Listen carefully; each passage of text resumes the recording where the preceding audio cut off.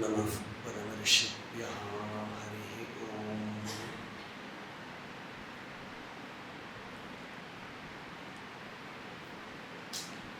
अन्तरायतमनोपशान्तये शान्तपावनमचिन्त्यवैभवम्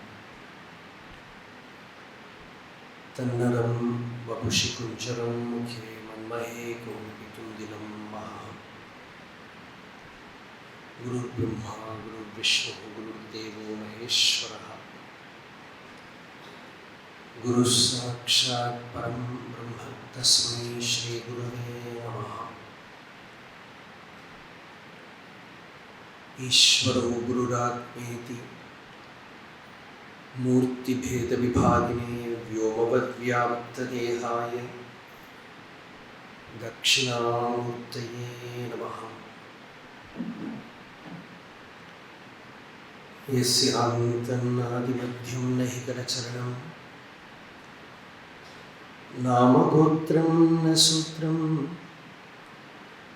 no जातिर्नैव वर्णा न भवति पुरुषो नानपुंसं न च स्त्री नाकारं नो विकारं न हि जनिमरणं नास्ति पुण्यं न पापं तत्त्वं नो तत्त्वमेकं सहजसमरसं सद्गुरुं तं नमामि।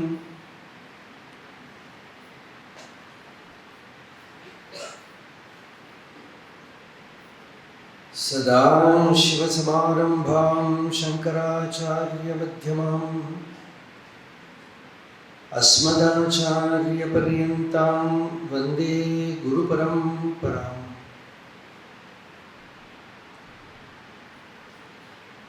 मौनव्याख्या प्रकटितपरब्रह्मतत्त्वं युवानं वरिशिष्टान्तेव सदृशिगणैः आवृतं ब्रह्मनिष्ठैः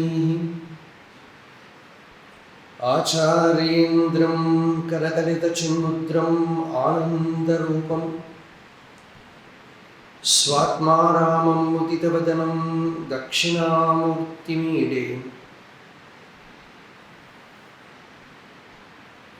वेदान्तार्थविभासकाय यतये शान्ताय सन्न्यासिने नानावादिनगेन्द्रसङ्घपवये योगीन्द्रवन्द्याय च मोहध्वान्तदिवाकराय भगवत्पादाभिधां बिभ्रते तस्मै भाष्यकृते नमोऽस्तु सततं पूर्णाय बोधात्मने। अपारसच्चित्सुखवारिराशेः यस्योर्मिमात्रं भुवनं समस्तं गुहाहितं तं रमणं गभीरं चिन्ताविहीनं हृदि चिन्तयामि। देहं मृण्मयवज्जडात्मकम् अहं बुद्धिर्न तस्यास्त्यतो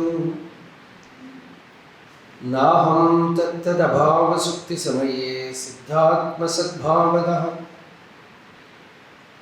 कोऽहं भावयुतः कुतो वरधिया दृष्ट्वात्मनिष्ठात्मनाम्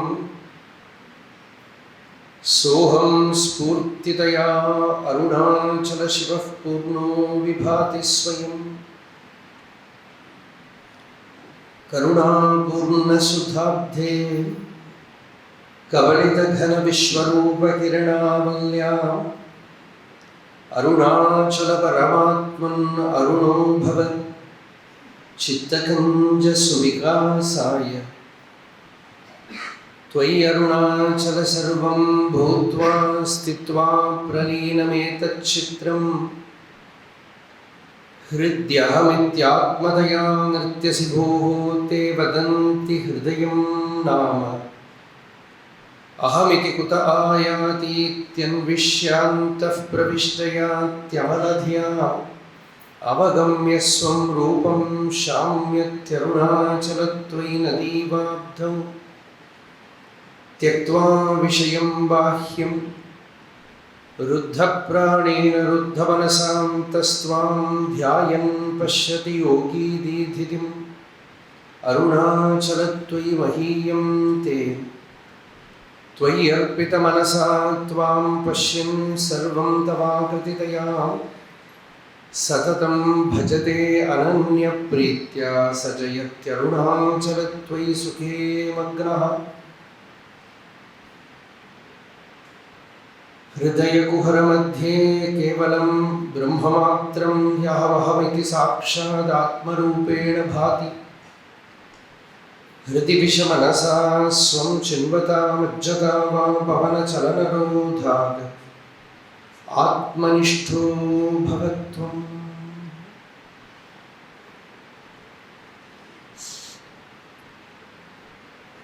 கருணையால் என்னை ஆண்ட நீ எனக்குன் காட்சி தந்தருளிலை என்றால்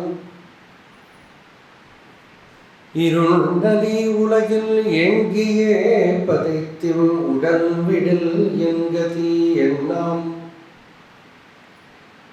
அருணனைக் காணாது அலருமோ கமலம் அருணனுக்கருணனாமன்னி அருள்நீசுரந்தங்கு அருவியாய் பெருகும் அருணமாமலையனும் அன்பே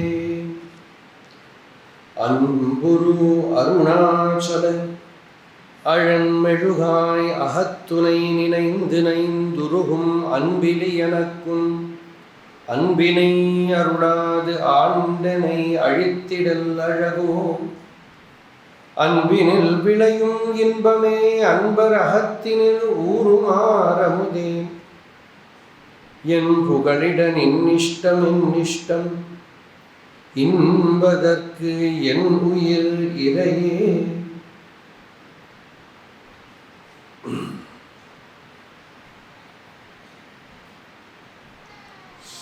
அத்தியாத்ம வாழ்க்கையை சாமான்யமாக சொன்னோம்னா, வேதாந்தபரமாக சொன்னால் முமுக்ஷுத்வம், மோக்ஷேச்சா. பக்திபரமாக சொன்னோம்னா பகவத் சாட்சா்காரத்துக்கு இருக்கக்கூடிய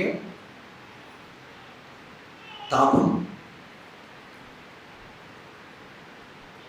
அந்த தாபம்தான் பக்தியோட ஆரம்பம். நம்ம தமிழில் விழைவு அப்படின்னு சொன்னால், வேதாந்தத்துக்கு ஜிக்ஞாசா முக்கியம், ஞானத்துக்கு. பக்திக்கு இந்த விழைவு முக்கியம்.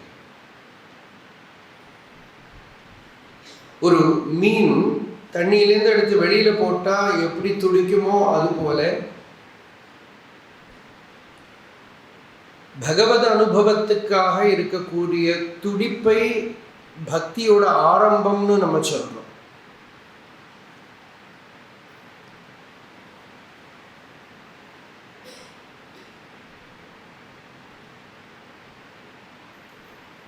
அதுக்கு முன்னாடி ஒரு படியை பகவான் நாரதர் சூத்திரத்தில் சொல்றார். கர்மாவை எல்லாம் பகவானுக்கு அர்ப்பணம் பண்ணி பண்றது சித்தசுத்திக்கா. ததர்ப்பித அகில ஆச்சாரதா, எல்லா கர்மாவையும் பகவானுக்கு அர்ப்பணம் பண்றது.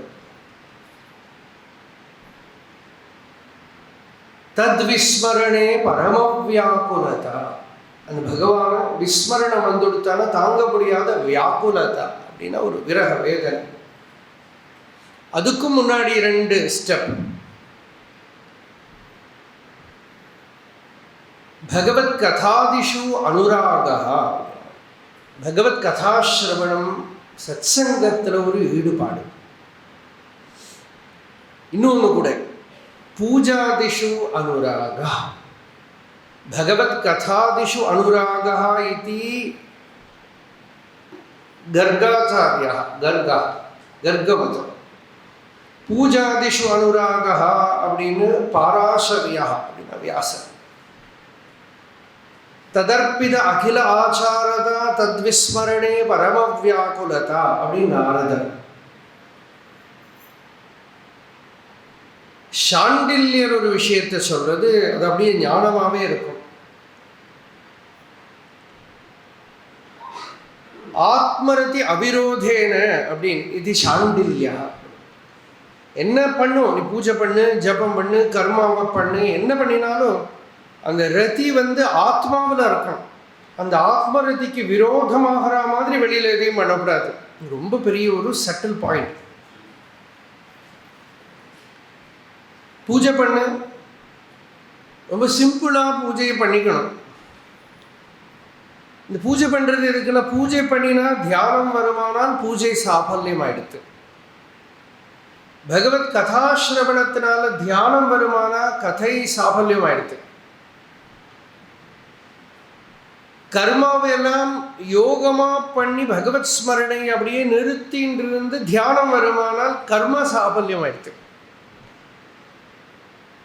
வேதாந்த ஸ்ரவணத்தினால ஆத்ம தியானம் வந்துடுத்தானா வேதாந்த சாஃபல்யம் ஆயிடுத்து. இது இல்லாமல் பூஜை பண்ணுறேன் அப்படின்னுட்டு அதுக்கு நிறைய பணம் வேணும், நிறைய வெளி சாமக்கிரிகள் வேணும், நிறைய ஜனங்கள் வேணும், அதுக்கு நிறைய தடபுடல் வேணும். மனசு அந்த பூஜைங்கிறது சில பேர்லாம் சொல்கிறான், ஐயோ அந்த பூஜையே ஒரு பெரிய விகல்பமாக இருக்குது. அப்போ அந்த பூஜை பக்திக்கு காரணமாகலை, ஆத்மரதிக்கு விரோதம் வந்துடுது. இந்த ஒரு சைன் போர்டை வச்சுன்னு எதுவுமே பண்ணலாம். ஆத்மரதிக்கு விரோதம் வந்துடுது. கோவிலில் போய் நின்றோன்னா பகவானை பார்க்க பக்தி பண்ணுறதுக்கு அனுகூலமாக இருக்கணும். அங்கே போய் க்யூவில் நெல், 4 மணி நேரம் நெல், இதுக்கு பணம் கட்டி உள்ளப்போ இப்படியெல்லாம் சொல்கிறத மனசில் விகல்பம் வரதானால் ஆத்மரதிக்கு விரோதமாகிடுது. எது வேணால் பண்ணலாம். சந்நிதி கோவிலில் போய் நின்று உங்களுக்கு ஹிருதயத்தில் பக்தி வந்துடுத்தா பண்ணுங்க. பாகவதாதி கிரந்தங்களை படிக்கிறத பக்தி வந்துடுத்தா பண்ணுங்க. ஒரு சப்தாகம் பண்ணுறது அது ஒரு பெரிய விவகாரம் ஆகிடுத்தான. அதனாலேயே இப்போல்லாம் கொஞ்சம் இப்போ நிச்சயம் வெளி கேம்பு பண்ணுறதுலன்னு வச்சுட்டேன். இப்போ தான் ஸ்ரீசைலம் போயிட்டு வந்தோம். ஏன்னா இது பெரிய விவகாரம். இதுக்கெல்லாம் விவகாரம், எல்லாரையும் கூப்பிட்டு வாழை கூப்பிட்டு இதுவும் நடக்கிறது. இங்கே வரவும் பண்ணுறோம், நீங்களாம் சிரவணம் பண்ணுறீங்க, இதுதான் சாபல்யம். எங்கெங்கே இருக்கோ அங்கங்கே எல்லாம் சிரவணம் பண்ணுறது. ஏன்னா எல்லாரையும் கூட்டிகிட்டு போய் பிக்னிக் கூட்டிகிட்டு போகிறது நம்ம ஒன்றும் பொறுப்படுத்துக்கலையே இல்லையா? அதனால் இதெல்லாம் ஆத்மரதி விரோதம் வந்துடுறது, ஆத்ம தியானத்துக்கு விரோதம் வந்துடுறது. விவகாரம் ஆத்ம தியானத்துக்கு ஞானத்துக்கு விரோதமாகிடுறது. அதனால இது எல்லாம் பக்திக்கு லட்சணமாக சொல்லிகிட்டே வந்தார் நாரதர். அந்த பக்தினா என்ன அது கூட அவர் டிஃபைன் பண்ணினது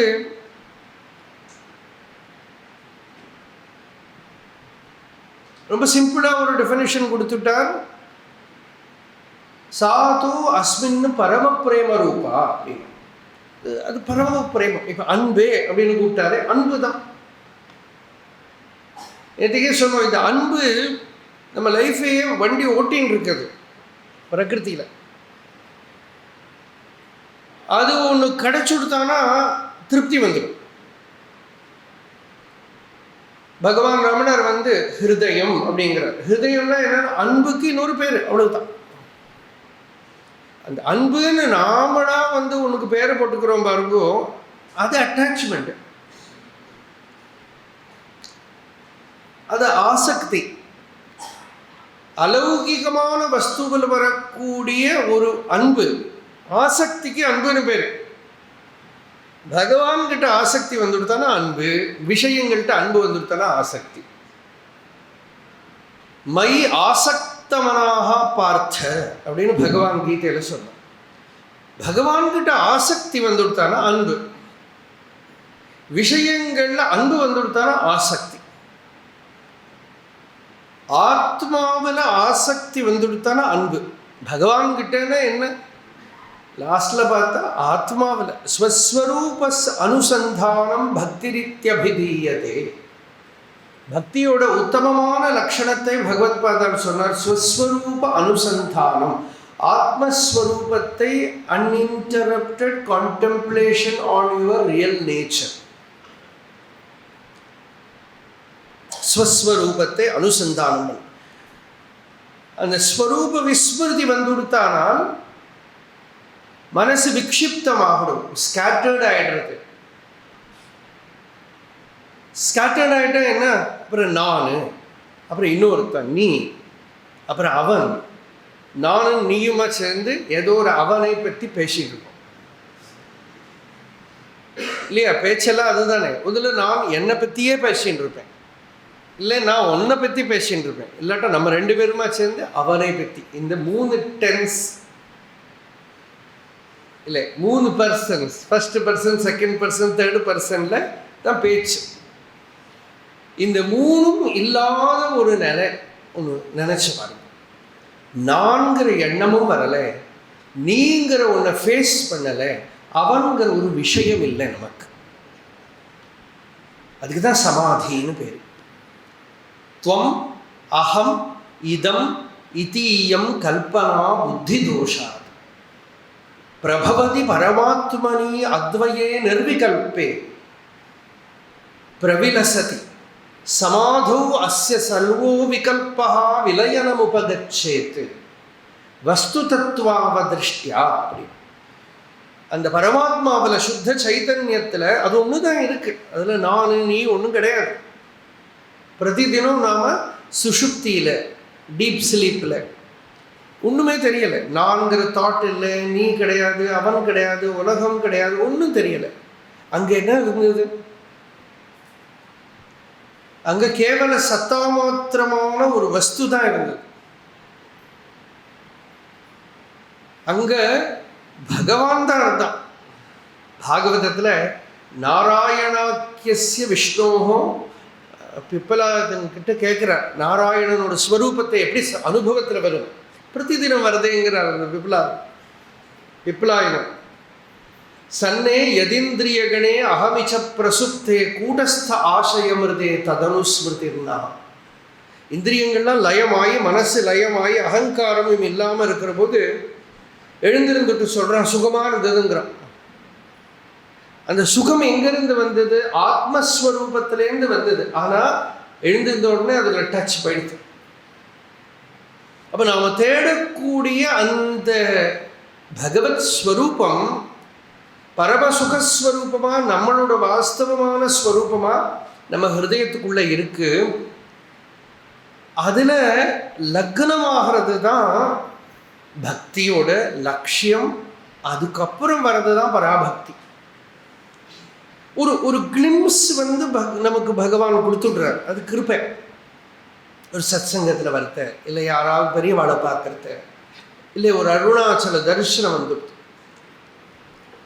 ஒரு சின்னதாக ஒரு ஒரு ஒரு துளி, ஒரு ட்ராப், ஒரு திவளை உள்ள வந்துடுது. அது கொடுக்கறதே அவன் எதுக்குனாக்கா ஆசையை காட்டுறதுக்கு தான். அக்ஷரமண மாலையில் ஒரு பாட்டு இல்லையா, ஆசையை காட்டினி மோசம் செய்யாது என் என்னது நேசமில் எனக்கு. இந்த பகவான் ஒரு பாட்டோட அழகு பாருங்க. எனக்கு பக்தியே இல்லைப்பா, எனக்கு ஒன்றும் அன்பு ஒன்றும் இல்லை, நீ வந்து கொஞ்சோண்டு எனக்கு அந்த டேஸ்ட்டை கொடுத்த. நேசமில் எனக்குன் ஆசையை காட்டி நீ மோசம் செய்யாது அருள் அருணாச்சல. மோசம் செய்கிறது என்னென்னா அந்த ஸ்பிரிச்சுவல் டேஸ்ட் உள்ள கிடைச்சிடுது. அப்புறம் வந்து அது கம்ப்ளீட் ஆகலை. நிறைய பேர் அப்படி தானே திண்டாடி நிற்கிறோம் இல்லையா? ஒருத்தர் வந்து சொன்னார், தென்னை மரத்தில் ஏறுறதுக்கு யாரையாவது கிடைக்குமான்னு கேட்டார். இன்னொருத்தர் சொன்னார், நான் ஏற்றி விடுறேன்னு, உன்னையே பழக்கி கொடுக்குறேன், யார்கிட்டையும் கேட்க வேண்டாமே. எப்படி ஏறணும்? இவர் கிடக்கிடா மேலே ஏறிட்டார். அப்புறம் கீழே இறங்கிட்டு உனக்கும் சொல்லி கொடுக்குறேன், ஏறு. ரொம்ப நம்மளா பிடிச்சிங்க. பாதி தூரம் அவன் போயிட்டான் அவன் தென்னை மரத்தில். இனிமேல் எங்கே எப்படி போனோம்? நான் இப்போ போய் பிரேக்ஃபாஸ்ட் சாப்பிட்டுட்டு வரேன்னு போயிட்டான். இவன் தென்னை மரத்தில் பாதியில் உட்காந்துட்டு இருக்கான். இந்த மாதிரி மேலையும் போகலை, கீழேயும் இறங்கலை. இந்த ஒரு நிலையில் இருக்கக்கூடியதில் தான் இந்த விரக தாபம் வருது. ஒரு கிளிம்ஸ் கிடச்சிடுது, ஒரு ஸ்பிரிச்சுவல் டேஸ்ட் கிடச்சிடுது. அப்புறம் வந்து என்ன பண்ணணும்னு தெரியல, திருவண்ணாமலையில் வந்து சுற்றுன்னு சுற்றின்னு அது பார்க்கறதுக்கு ஒரு ரசமாக இருக்கும். ஆமாம், ரசமாக இருக்கு. ஏன்னா நம்ம பட்ட பாடெல்லாம் பருத்தியார் படுறதை பார்க்கறது ஒரு சமான புத்தி வரும். ராமஸ்ய சோகேன சமான சோகா அப்படின்னு ராமாயணத்தில் வரும். அது மாதிரி ஒரு சோகம் வரத்த அதில் ஒரு சௌக்கியம் இருக்கு. அதான் சேருங்க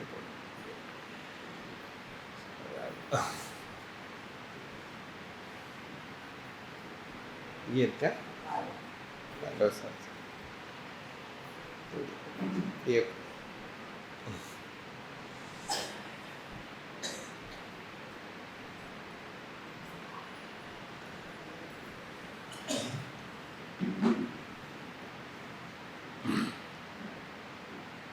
அப்போ அந்த ஒரு ஈஷத அனுபவம் உள்ள வந்துடுத்து. அந்த அனுபவம் பூர்த்தி ஆகலையானா உள்ள ஒரு தாபம். இந்த தாபம் ஞான மார்க்கத்திலையும் உண்டு, யோக மார்க்கத்திலையும் உண்டு, பக்தி மார்க்கத்திலையும் உண்டு. பக்தி மார்க்கத்தில் அது ஒரு ஒரு உணர்ச்சியாக உள்ள பாவத்தில் தெரியும். ஐயோ நான் பகவானை அடையலையே, அந்த பக்தி. ஞானத்தில் எப்படின்னா அந்த ஸ்வரூப பிரதிஷ்டை வரலையேங்கிற மாதிரி ஒரு தாபம். யோகத்திலே ஆனால் சித்தவൃத்தி நிரோதத்திலேருந்து இருக்கிற சலனமே ஒரு தாபத்துக்கு காரணம். இப்படி எல்லா மார்க்கங்கள்லையும் இந்த தாபம் சமானம்தான். இந்த மார்க்க வித்தியாசங்கள்லாம் அவாவா சம்ஸ்காரத்துக்கு தகுந்தபடி மார்க்க வித்தியாசமே தவிர விஷயம் ஒன்று தான், போகிறது ஒரே இடத்துக்கு தான். ஆனால் அவாவாளோட சம்ஸ்காரம், சில பேருக்கு பக்தியோட சம்ஸ்காரம் இருக்கும், சில பேருக்குள்ள ஞானத்துக்குள்ள சம்ஸ்காரம் இருக்கும். ஆனால் அதனால பக்தி இல்லைன்னு கிடையாது, பக்தி சம்ஸ்காரம் இருக்கிறவனுக்கு ஞானம் இல்லைன்னு கிடையாது. இது ரெண்டுமே யோகத்தில் கொண்டு விட்டு ஆகணும். நீங்கள் இப்போ கீதையை பார்த்தீங்கன்னா ஞான யோகா, பக்தி யோகா, கர்ம யோகா, ராஜ யோகா, இல்லைடா ஞானம் பக்தி கர்மா ராஜயோக என்ன சொல்கிறேன்னு தெரியல. இதெல்லாம் அந்த சித்தவிருத்தி நிரோதம்ங்கிறது அதோட ஒரு ஃப்ரூட் போல் வருது. ஸ்வரூப பிரதிஷ்டை தான் ஃப்ரூட்டு. ஆனால் சித்தவிருத்தியே எங்கே தேவைப்படுறதுன்னா ஆத்மாவிலேருந்து அந்நிய வஸ்துக்கள் இருக்கான சித்தவிருத்தி வரும். ஆத்மஸ்வரூபத்துக்கு நமக்கு நாமளாவே இருக்கிறதுக்கு சித்தவிருத்தி ஒன்றும் வேண்டாம். பிற விஷயங்கள் இருந்தால் சித்தவிருத்தி வேணும். யாரையாவது பற்றி நினைக்கணுமான சித்தவிருத்தி வேணும். ஏதாவது ஒரு விஷயத்தில் மனசை விடணுமான சித்தவிருத்தி வேணும். தானாக இருக்கிறதுக்கு சித்தவிருத்தி ஒன்றும் வேண்டாம். இப்போ நாம் இருக்கோமா இருக்கோம், அந்த இருப்பு இருக்கே அது சித்தவிருத்தி இல்லையே. அந்த இருப்புக்கு சித்தவிருத்தி இல்லை. ஆனால் சித்தவிருத்தி எண்ணங்கள், தாட்ஸ். ஒரு தாட்டு முடிஞ்சு ஒரு தாட்டு நடுப்பில் ஒன்றும் இல்லை. நினச்சி பார்த்தா நிறைய கேப் இருக்குது, நமக்கு தெரியலை, அவ்வளோதான். அதனால் சித்தவிருத்திகள்லாம் வர்றது போகிறது. ஆனால் அந்த சித்து அதுக்கு பின்னால் ஒரு விதத்துலையும் பாதிக்கப்படாமல் பரிபூர்ணமாக இருந்துன்னு தான் இருக்கு. யோகம் ஞானம் யோகமாகிறது சாபல்யத்தை கொடுக்கறது. எப்போனாக்க ஸ்வரூப பிரதிஷ்டை வந்துடுத்தானால், ஆத்மனிஷ்டை வந்துடுத்தானால் சித்தவிருத்திகளுக்கு காரணமே இல்லை. குருவோட லட்சியம் என்ன? இவனை ஆத்மஸ்வரூபத்தில் இருத்துறது. மாயையோட லட்சியம் என்ன? இவனை திங்க் பண்ண வைக்கிறது. ஏதாவது ஒரு இன்சிடெண்ட்டை கிரியேட் பண்ணி நீ சிந்தை பண்ணு அப்படிங்கிற மாயை. யாரையாவது ஒரு వ్యక్తిகளை கொண்டு வந்து நம்ம பாட்டுக்கு நிச்சயமாக இருப்போம். திடுதிப்பு ஏதோ நடக்கும். நடந்து it will force you to think. பகவான் ரமண பகவானுடைய மகா வாக்கியம் நிறைய சொல்லுவோம். அதில் ஒரு மகா வாக்கியம் என்னன்னா, to think is not your real nature. வேர்ல்டில் பாருங்க, பெரிய பெரிய வாக்கியங்கள்லாம் என்னென்னா திங்க் வெல், திங்க்னு சொல்லுவா இல்லையா. பகவான் அதுக்கு நேர்மாறா to think is not your real nature. தாட்ஸுங்கிறது அனாத்ம விஷயங்களுக்கு தான் வேணும். ஆத்மஸ்வரூபத்துக்கு தாட்ஸோட தேவையில்லை. ஆனால் தாட்டு வெளியில் போயிடுத்தோ இல்லையோ, செதறி கிடக்கிறதோ இல்லையோ, அங்கிருந்து அதை கலெக்ட் பண்ணி திருப்பி கொண்டு வர்றது தான் இப்போ வேலை. உபரமம் அப்படின்னு பேர். அப்படி அந்த ப்ரோசஸை தானே நாம் அத்தியாத்மம்னு சொல்கிறோம். அத்தியாத்ம யோகா அப்படின்னு ஒரு வாக்கியம் பகவத்பாதால் ரொம்ப அழகான ஒரு பாஷ்யம். ஆத்தியாத்ம யோகம்னா என்ன அப்படின்னா, விஷயேபிய பிரதிசம்ஹரித்ய சேதசா ஆத்மனி சமாதானம் அத்தியாத்ம யோகா. விஷயங்களில் மனசு அப்படியே செதறி கிடக்கு, அதை அப்படி கொஞ்சம் கொஞ்சமாக கலெக்ட் பண்ணி, இந்த எள்ளெல்லாம் செதறினா எப்படி கலெக்ட் பண்ணணுமோ அப்படி பண்ண வேண்டியிருக்கு நமக்கு. கொஞ்சம் கொஞ்சமாக பொறுக்கி இந்த விஷயத்துலேருந்து எல்லாம் அதை மெதுவாக எடுத்துட்டு வந்து தன்னில் இருத்தி அந்த ஒரு வேலை தான் யோகம்ங்கிறது.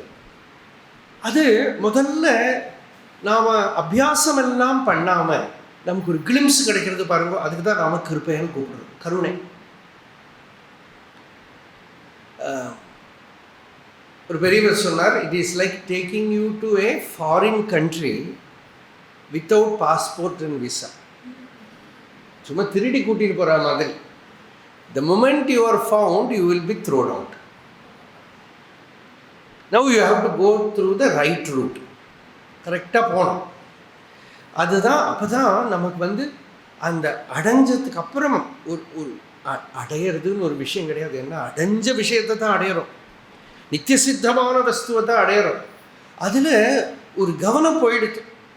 ஓ இது இருக்கா, அதான் கழுத்தில் இருக்கிற மாலைங்கிறோம். அங்கே தேடி இங்கே தேடி, ஓ இது கழுத்திலே இருக்கு. ஸ்வகண்டாபரணம் யதா. பாகவதம் சொல்கிறது, பகவானே நீ வந்து அஸ்மிருத கண்டமணி, நீ கழுத்திலேயே இருக்கிற ஒரு கண்டமணி, மறந்து போயிடுது. இங்கே இருக்காயா, நீ அங்கே இருக்கியால தேடின்னு இருக்கேன். அப்புறம் ஓ எங்கேயே இருக்கியே அப்படின்னு பார்க்கறத சில பேர்லாம் கேட்குறா, இந்த அடையிறது வந்து ஞானமா அனுபவமா? இது ஒரு கேள்வி.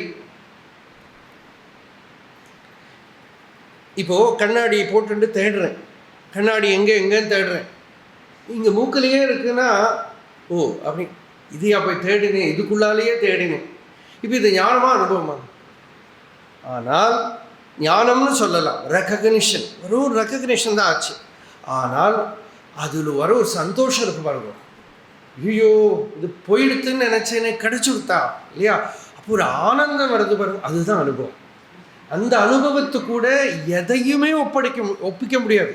ஏன்னா இந்த ஒரு சந்தோஷத்துக்கு பின்னால் என்ன இருக்குன்னா, ஒரு வாட்டி அடைஞ்சா போகாத வஸ்துவை பார்த்துட்டேன், ஒரு வாட்டி பொழுது வெடிஞ்சது தான். சகிருத் விபாதோயம் பிரம்மலோகா அப்படின்னு ஒரு தடவை சூரியன் உதிச்சது தான். அப்படி ஒரு நிலையை அடைஞ்சுட்டேனே அப்படிங்கிற ஒரு சந்தோஷம் இருக்கு பாருங்க. அந்த சந்தோஷத்தை தான் அனுபவங்கிறது. அப்பதான் தன்யதா வந்துடுது, திருப்தி வந்துடுது. அப்பதான் நமக்கு வந்து யார் இதுக்கு காரணமாக இருந்தாலோ அவ பண்ணின கருணைங்கிறோம். அருணாச்சலேஸ்வரரை பார்த்து பகவான் சொல்கிறார், நான் ஒன்றும் உன்னை தேடலை, எங்கேயோ ஸ்கூல் படிச்சுட்டு இருந்தேன், என்னை வந்து பிடிச்சி இழுத்துன்னு வந்து உன் பதத்தில் இருத்தினையால் சின்மயனாம் அருணாச்சல நின் அருள் சித்திரவென்னே. இந்த பாட்டு போன தடவை பார்த்தோம். எங்கேயோ பிறந்து நான் உலகத்தில் விழுறதுக்கு முன்னாடி என் மனம் மன்னி இழுத்து உன் பதத்தில் இருத்தினையால். அதே தான் இந்த பாட்டும். நேற்றுக்கு சொன்னோம், இதை பகவானுக்கு தனியே தோணின பாட்டு இது, ஹிருதயத்துக்குள்ள. மீதியெல்லாம் யாராவது எழுதி கொடுங்கோன்னு பிரார்த்தனை பண்ணி எழுதினது தான். இது வந்து உள்ளேருந்து கருணையால் கருணையால் கருணையால் விடாபடியாக பிடிச்சுன்னு இருக்கு. கருணையால் என்னை ஆண்டனி எனக்கும் காட்சி தந்து அருளிலை என்றால். இந்த பாட்டு பார்த்தா பகவான் ஏதோ ராமகிருஷ்ண பரமஹம்சர் மாதிரி பாடுற மாதிரி இருக்கும். இந்த காட்சியெல்லாம் கேட்குறார், நீ வந்து என்னை ஆட்கொண்ட அப்புறம் நீ எனக்கு உன்னோட தரிசனம் கொடுக்கலையானால். தரிசனம்னா இங்கே என்ன அர்த்தம் பண்ணிக்கணும், அந்த ஸ்வரூபானுபவத்தை நீ பூர்த்தி பண்ணலையானால், அந்த ஞான நிஷ்டையை நீ பூர்த்தி பண்ணலையானால் அப்படின்னு ஞானத்தில் அர்த்தம் பண்ணிக்கணும். பக்தியிலனா நமக்கு பகவத் அனுபவம், அந்த காட்சி அனுபவத்தை நீ பூர்த்தி பண்ண, சம்சார நிவர்த்தி தான் தரிசனம், துக்க நிவர்த்தி தான். அதை நீ எனக்கு கொடுக்கலையானால் என்ன ஆகும்? இருள் நலி உலகில் எங்கியே பதைத்து உடல் விடில். ஒரு இடத்துல பகவான் சம்சார வாழ்க்கைக்கு ஒரு பேர் கொடுத்தார், பாழு அப்படின்னு கொடுத்தார். பாழு ரொம்பலாம் பகவான் அந்த மாதிரி வேர்ட்ஸை யூஸ் பண்ணலை. ஈவன் வேதாந்த கிரந்தங்களில் கூட லோகம் அனித்தியம் அசாஸ்வதம் இதை விட்டு இதெல்லாம் ரொம்ப சொல்லலை. நேரடியாக ஞானத்தை சொல்லிட்டு போயிட்டான். இங்கே சொல்கிற போது இருள் நலி உலகு அப்படின்னு, இருட்டு. இருட்டுன்னா என்னன்னா அது ஒரு நிச்சயம் வராது, சோகம் துக்கம் பல விதத்தில் இருக்கிற வியசனம், உருவியசனம் அப்படிங்கிறது பாகவதம்.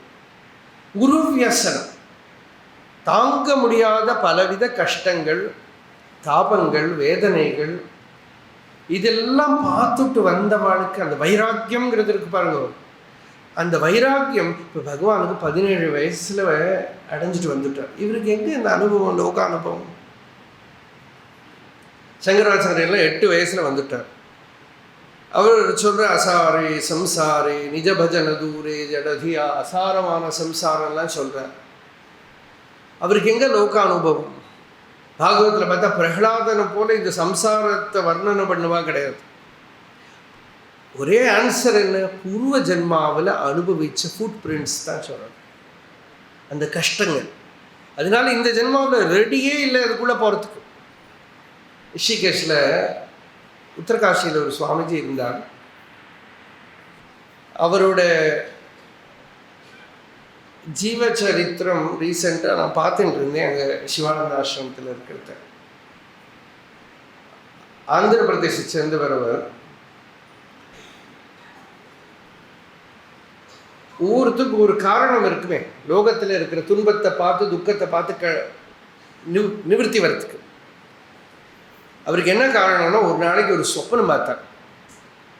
என்ன சொப்பனம்னா, அவர் கல்யாணம் நடக்கிறதாக சொப்பனம். அடுத்த நாளைக்கு பயந்து போய், அன்னைக்கு ரமண பகவான் இருக்கார், திருவண்ணாமலைக்கு வந்திருக்கலாம். திருவண்ணாமலையில் வந்தால் வீட்டில் வந்திருக்கிறவன் வந்து பிடிச்சி விடுவா அப்படின்னு நேரம் உத்தரகாஷிக்கு ரிஷிகேஷ் போயிட்டான்.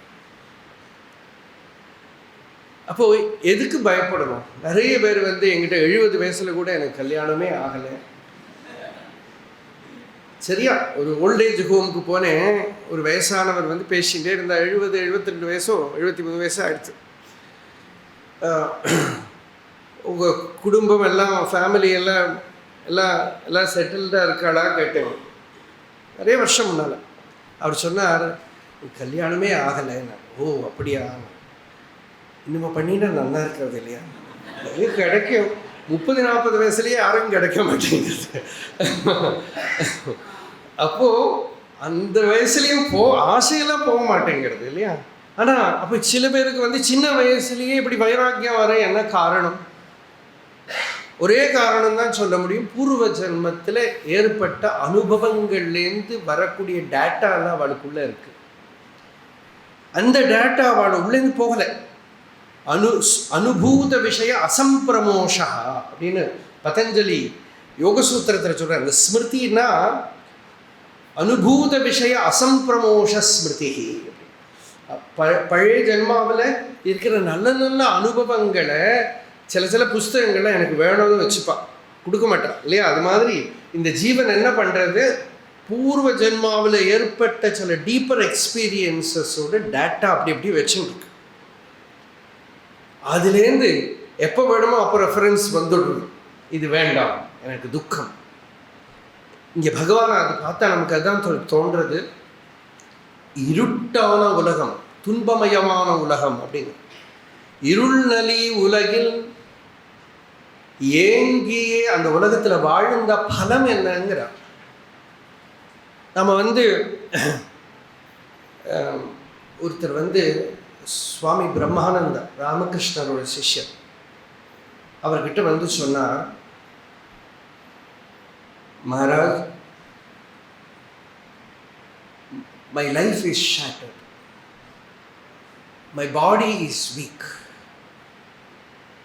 my mind is constantly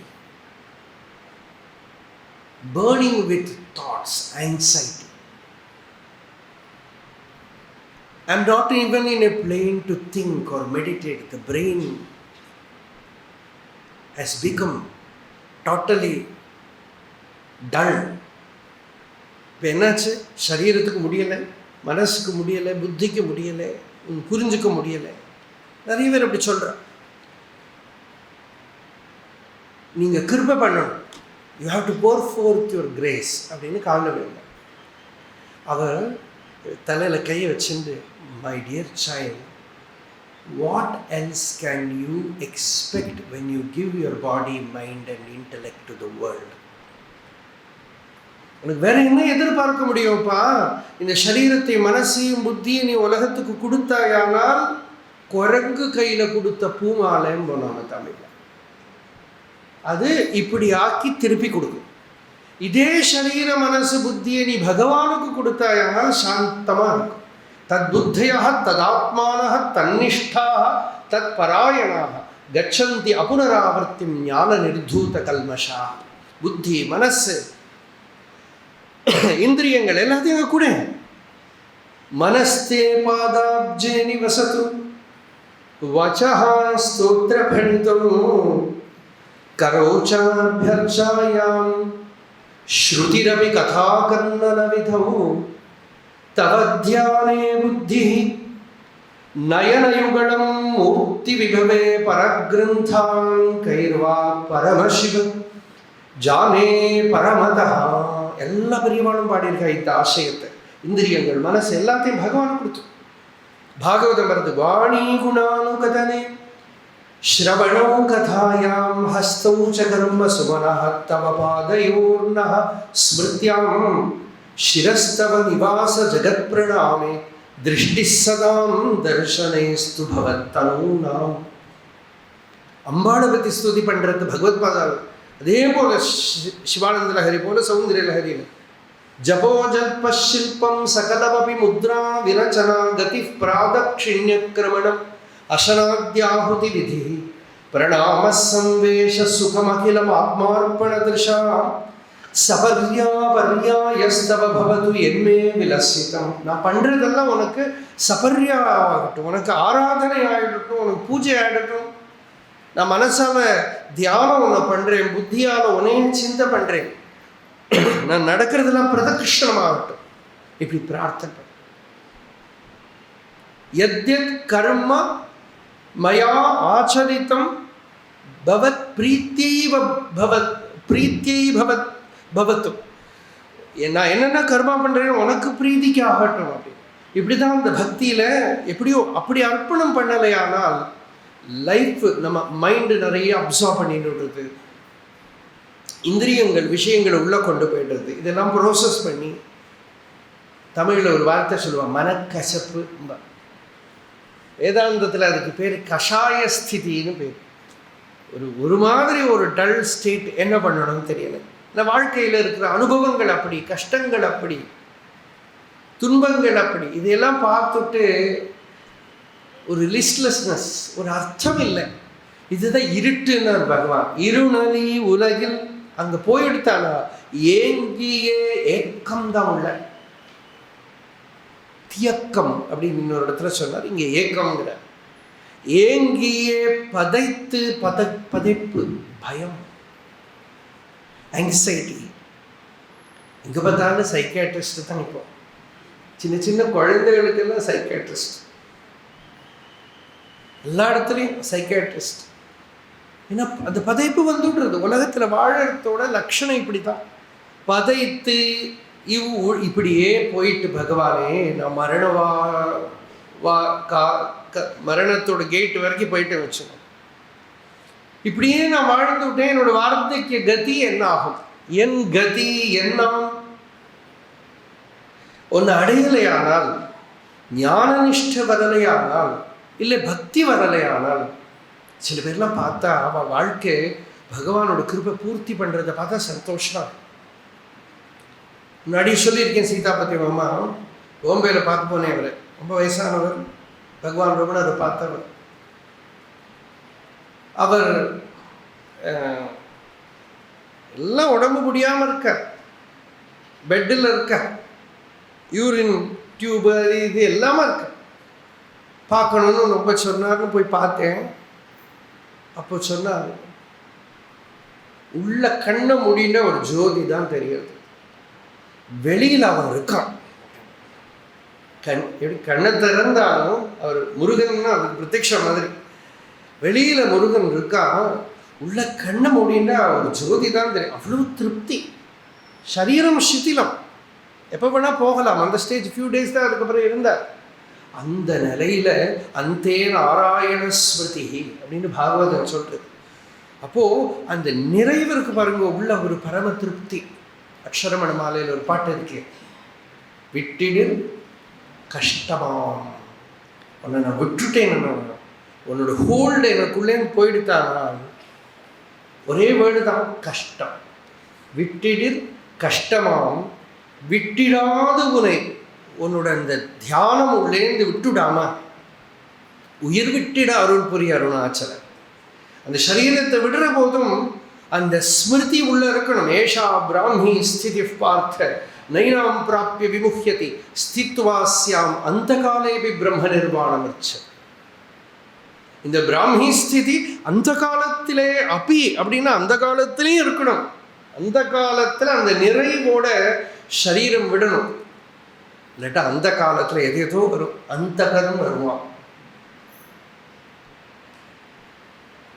அதனால பகவானே, சூரியனுக்கும் சூரியனாயிருக்கிற நீ வந்தாதான் என்னோட ஹிருதய தாமரை மலரும். நீ வந்து உன்னோட அருள் நனி சுரந்து உன்னோட கிருபை எனக்கு கொடு. கிருபை கொடுக்கறதுன்னா என்ன?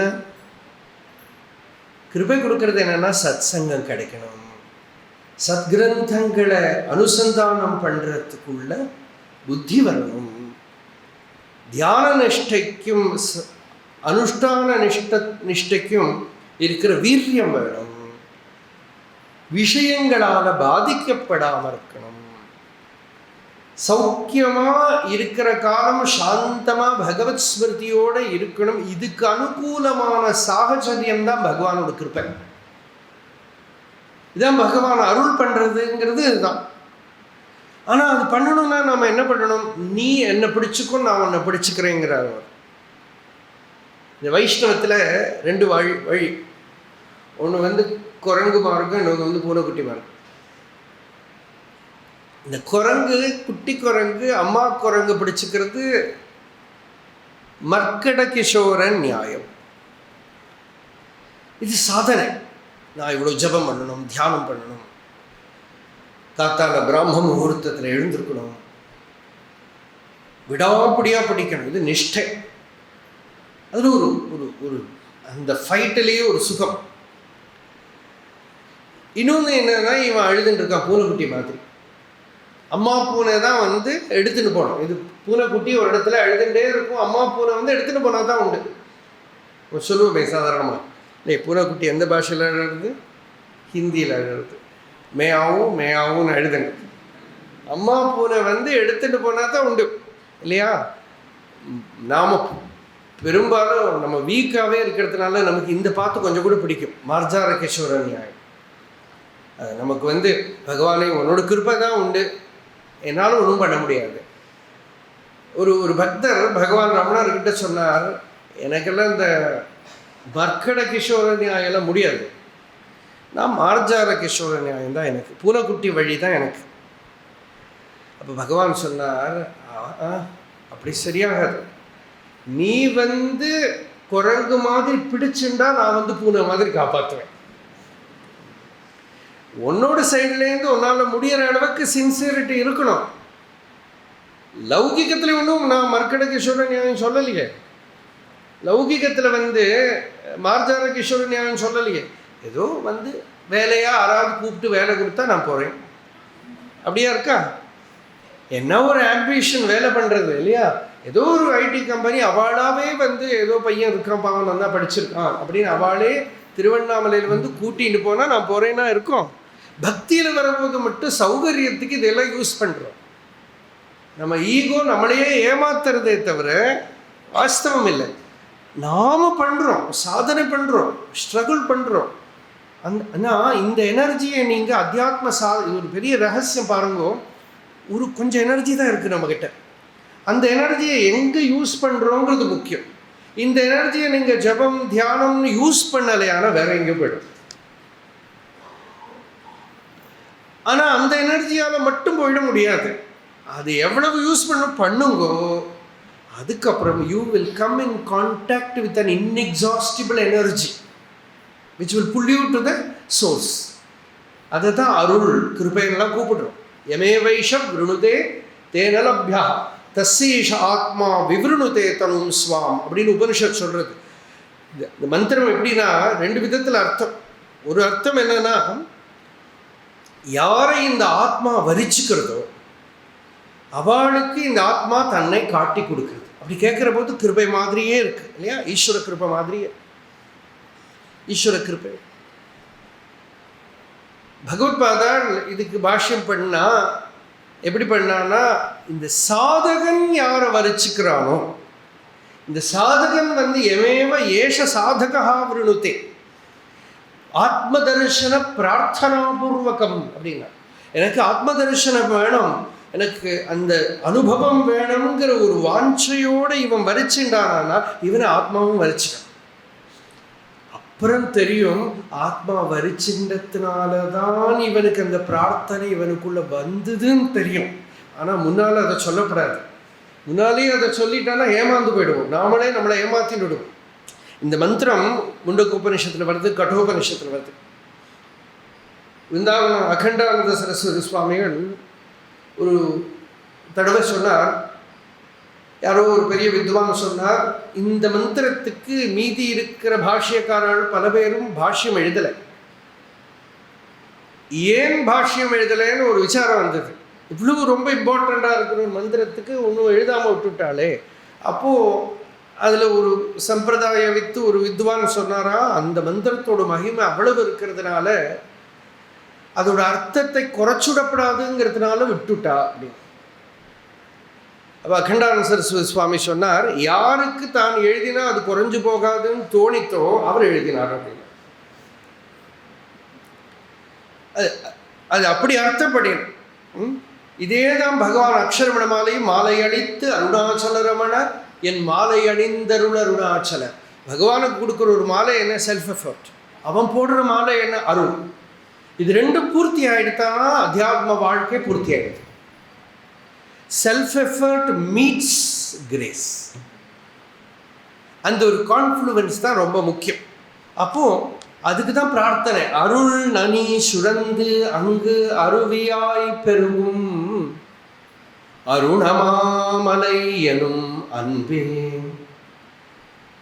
இந்த மலையை பார்த்து என்ன கூப்பிடுறாருன்னா, சாதாரணமாக நம்ம சொல்லுவோம், ஒரு கிருபையே இல்லாமல் அப்படியே அசங்காமல் இருந்த மலை போல இருக்கான் பாருங்க இல்லையா? அப்படி ஒரு யூசேஜ் இருக்கு. பாறாங்கல் மாதிரி இருக்கான். அண்ணாமலை திருவண்ணாமலைக்காரரே பாடினார், நெஞ்ச கனக்கல்லும் நெகிழ்ந்து உருக இல்லையா? அந்த நெஞ்ச கனக்கல்லுன்னு யார்? அருணகிரிநாதன். அப்போது கல் மாதிரி இருக்கியம், கற்போல் மௌனம் எல்லாம் பகவான் கூட யூஸ் பண்ண. அந்த கல்லே உருவமாக இருக்கிற மலையை பார்த்து அன்பே அப்படின்னு கூப்பிடுறார். அன்பு நீ பிரியம், பிரியமே உன்னோட ஸ்வரூபம். அப்படி இருக்க நீ எனக்கு அந்த அன்பை கொடுக்கலையானால் என் வாழ்க்கை என்னத்துக்கு ஆச்சு? நீ அன்பே வடிவமா இருக்க, நான் உருக வேண்டாமோ? எனக்குள்ள உருகிறதுங்கிறது நல்லா புரிஞ்சுக்கணும். சும்மா இமோஷனல் உருகல் மட்டும் இல்லை, ஞானமும் உருகல் தான். ஞான சமாதியும் உருகல் தான், யோக சமாதியும் உருகல் தான். கர்மா பண்ணுற போது பலத்தை எதிர்பார்க்காம பண்ணுறான் பாருங்க, அதுவும் உருகிறது தான். இந்த அகங்காரம் கரிஞ்சு போகிறது இருக்கு பாருங்க, அதெல்லாம் உருகிறது. அப்போ இந்த மெல்டிங் அன்புரு அருணாச்சல, இந்த பாட்டெல்லாம் நேற்று சொன்னோமே, டன் வெயிட் இருக்கு. அன்புரு அருணாச்சல, பகவான் இந்த பாட்டுக்கு வியாக்கியானம் பகவானோட ஸ்வரூபம். திருவாசகத்தை சிதம்பரத்தில் நடராஜாவோட கால் கீழே வச்சு மாணிக்க வாசகர் சொன்னார், இதற்கு பொருள் இவனே அப்படின்னா. இதுக்கு அர்த்தம் என்னவோ, ஏதோ நிற்கிறானே இடது பதம் தூக்கி நிற்க, இவன் தான் இதுக்கு அர்த்தம் அப்படின்னு. இதுக்கு மீனிங் அவன் தான் இருக்கும். இந்த பாட்டுக்கும் மீனிங் என்னன்னா, பகவானோட அந்த கிணத்துக்கரையில், இப்போ நம்ம ஓல்டு ஹால்னு சொல்கிறோம், எல்லோரும் மெடிடேஷன் ரூம் சொல்கிறோம்ல, அந்த இடத்துல உட்காந்து சில வீடியோ கூட இருக்குது, நீங்கள் பார்க்கலாம். அப்படி மலையிலேருந்து நடந்து வருவார், வந்து ஒரு டம்ளர் ஜலத்தை குடிச்சிட்டு அப்படியே வீசிட்டு அப்படியே கால் தூக்கி வச்சுட்டு மலையை அந்த பக்கம் பார்த்தா மலை தெரியும். இப்போ 90ஸ்லாம் கூட மலை நல்லா தெரியும், மரம் கிடையாது. இப்போ நிறைய மரம் வந்து மலை தெரிய மாட்டேங்கிறது இப்போதைக்கு. அப்போ நல்லா மலை தெரியும். நீங்கள் பழைய அருணாச்சலம் ஃபோட்டோலாம் பார்த்தீங்கன்னா ஒரு புல்லு கூட இருக்கிறது, அப்படியே மொட்டை மலை தான். திருவுண்டு ஏதாவது செடி கிடி முளைச்சா கூட ஊருக்காரங்க நெருப்பு வச்சுருக்கணும், வெடிக்க வேண்டின்னு விடுவான். குழந்தைக்கு ஜுரம் வந்ததுன்னா மலைக்கு நெருப்பு வைக்கிறேன் இப்படி வேண்டி அண்ணாமலைக்கு ஹரோஹரான்னு வச்சுட்டே போயிடுவோம். மலை மொத்தமாக ஏறிக்கணும். இப்போல்லாம் அதெல்லாம் கொஞ்சம் தடுத்துருக்கான், இப்போ தெரிய மாட்டேங்கிறது மலை. அதனால அப்போது அங்கே உட்காந்துட்டா பகவான் அப்படி மலையை பார்த்து விட்டாரானா வில் பி லாஸ்ட். இந்த ஒரு அலௌகிக காதலர் அந்த அந்த திருஷ்டி அங்கே விழுந்துடுத்தானால், அதனாலே சில பக்தர்கள் நம்ம பரம்பு தட்டியை போட்டுவிடுவோம், கொஞ்ச நேரத்துக்கு நம்மளை பார்க்கட்டுமே அப்படின்னு. மலையில் நடக்க போகும்போது அப்படிதான். அந்த மலைக்கிட்ட இருந்த தன்னோட ஒரு தொடர்பு இருக்கே. யாரோ ஒருத்தர் சொன்னார் என்கிட்ட, சங்கராச்சாரியர் விஷயத்தில் ரிசர்ச் பண்ணவா. அவள் சொன்னால், அத்வைத ஆச்சாரியராக இருக்கிற பகவத்பாதால் போய் இந்த சிவலிங்கத்துக்கு பூஜையெல்லாம் அரேஞ்ச் பண்ணியிருப்பார், சந்திரமௌலீஸ்வர பூஜையெல்லாம் அரேஞ்ச் பண்ணியிருப்பாரா? அதெல்லாம் உண்மைன்னு சொன்ன. பகவான் ரமணர் பண்ணாரா? நான் சொன்னேன், பகவான் ரமணர் பண்ணலேன்னு யாரும் சொன்னால், அவரோட லிங்கத்தை தூக்கின்னு போக முடியாதுங்கிறதுனால லிங்கத்துக்கு கீழே அவரே உட்காந்துட்டார். வாழ்க்கை 54 வருஷமும் அந்த லிங்கத்துக்கு பூஜை தான். அது பூஜை பண்ணிகிட்டே இருந்த சமயாச்சார தத்பராய இனமகான நிதசஸ்திரம் சொல்கிற மாதிரி வெளிப்படையாக இருக்கிற ஆச்சாரம் இல்லை, அவ்வளோதான். எல்லாம் உள்ளே இருக்கிற பூஜை, ஆந்தரிகமான பூஜை. ரகஸ்தரப்பணதர்ப்பிதாயி நமஹா இல்லையா, ரகசியமான பூஜை. அது வெளிப்படையாக இருக்கிற பூஜை இல்லை. அப்படி கண்ணால் பார்த்துட்டானாலே பூஜை தான், கண்ணீரே பூஜை தான். அப்படி தன்னை மறந்த ஒரு பூஜை நடக்கும். அது இம்பர்செப்டிபிள் வர்ஷிப்னே சொல்லுவா. அதுக்கு இம்பர்செப்டிபிள் வர்ஷிப். அப்படி அன்புரு அருணாச்சல அழன் மெழுகாய், நல்ல நெருப்பில் போட்ட மெழுகு மாதிரி, ஒரு மெழுகு பற்றி இப்படி நெருப்பு பற்றின்னு கீழே போகிற மாதிரி உள்ள உருகணும். அப்படின்னு அழன் மெழுகாய். எப்போ ஒன்று நினைக்கிறது பகவன் நாமமெல்லாம் சொல்கிற போது உருகணும். நமக்கெல்லாம் அதெல்லாம் முதல்லையே எதிர்பார்க்க முடியாது. அதனால் முதல்லையே அந்த உருகினா நாமம் சொல்கிறேன்னு எதிர்பார்க்காதீங்கோ. நாமம் சொல்லுங்கோ, ஜபம் பண்ணுங்கோ, அப்புறம் வரும் உருகிறதெல்லாம். சாதனை பக்தி சாதனை பண்ணவர் காதலாகி கசிந்து கண்ணீர் மல்க ஓதுவார் தம்மை நன்னெறி குய்ப்பது வேதம் நாங்கினும் மெய்ப்பொருளாவது நாதன் நாமம் நமசிவாயவே அப்படின்னா. அந்த காதலாகி கசிந்து கண்ணீர் மல்க ஓதெல்லாம் நமக்கு முடியாது. நம்ம பாட்டுக்கு ஓதுவோம், நம்ம பாட்டுக்கு ஜபம் பண்ணுவோம். அந்த ஜபம் பண்ண பண்ண பண்ண பண்ண என்னைக்கோ ஒரு நாளைக்கு வரும். அந்த ஒரு நாளைக்கு வந்தால் திருப்தி ஆயிடுது. நம்ம இருக்கிற லெவலுக்கு ஒரு நாளைக்கு கிடைச்சா திருப்தி பட்டுக்கணும்.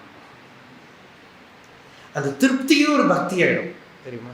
இன்னைக்கு காத்தால ஒரு அரை மணி நேரம் நான் எனக்கு தியானம் கிடைச்சதே அப்படின்னு சந்தோஷப்பட்டுக்கணும். ஒரே அடியாக எனக்கு வந்து அப்படியே 24 மணி நேரம் பிரம்மனிஷ்ட கிடைக்கலையேன்னா புஸ்தகத்தை படிச்சுட்டு கேட்கப்படாது. அது கிடைச்சுட்டானா தாங்கவும் மாட்டேன். அதனால உள்ள அந்த எவ்வளோ கிடைச்சதில் சந்தோஷப்பட்டுக்கணும். அன்புரு அருணாச்சல அழன்மெழுகாய் அகத்துணை நினைந்து நைந்து உருகும். உன்னை நினைச்சு நான் உருகணும். அப்படி ஒரு அன்பு எனக்குள்ளே இல்லையே பாரு. நமக்காக எழுதியிருக்கிற பாட்டு. எனக்குள்ள அப்படி ஒரு பக்தி ஒன்றும் இல்லை எனக்கு. அகத்துணை நினைந்து நைந்து உருகும் அன்பிலி எனக்கு. பகவான் கிட்ட பேசுறது தான் பக்தி. அந்த பகவானோட மூர்த்தியை வச்சுருந்தோ பகவான் நாமத்தை ஜபம் பண்ணுறதுக்கு பேசலாம். ராமகிருஷ்ணருக்கு தான் பேச முடியும்னு கிடையாது, நமக்கும் பேச. You speak and he is the best listener. You speak, he listens. That is bhakti. That is prarthana, prayer. And he starts speaking, you listen. That is samadhi. அவன் பேசுகிறான், நீங்கள் கேட்குறேன். அதான் ஒரு ஹையர் பிளேனில். இப்போ நீங்கள் பேசுவோம், தனியே பேசுவோம். இப்போ எல்லாருமே தனியே தானே பேசிட்டு இருக்க. சாதனையாக பண்ணலாமே, அவங்கிட்ட சொல்லலாமே. அகத்துறை நினைந்து நைந்து உருகும் அன்பிலி எனக்கு. எனக்கு அன்பு இல்லை பகவானே, நீ கொடுத்தா தான் உண்டு. உன் அன்பினை அருளாது நீ எனக்கு அந்த பிரேமையை கொடுக்கலையானால். அந்த பிரேமை எப்படி இருக்கணும்? எல் அப்துவாச்ச அபரம் லாபம் மன்யத்தேனா அதிகம் தர.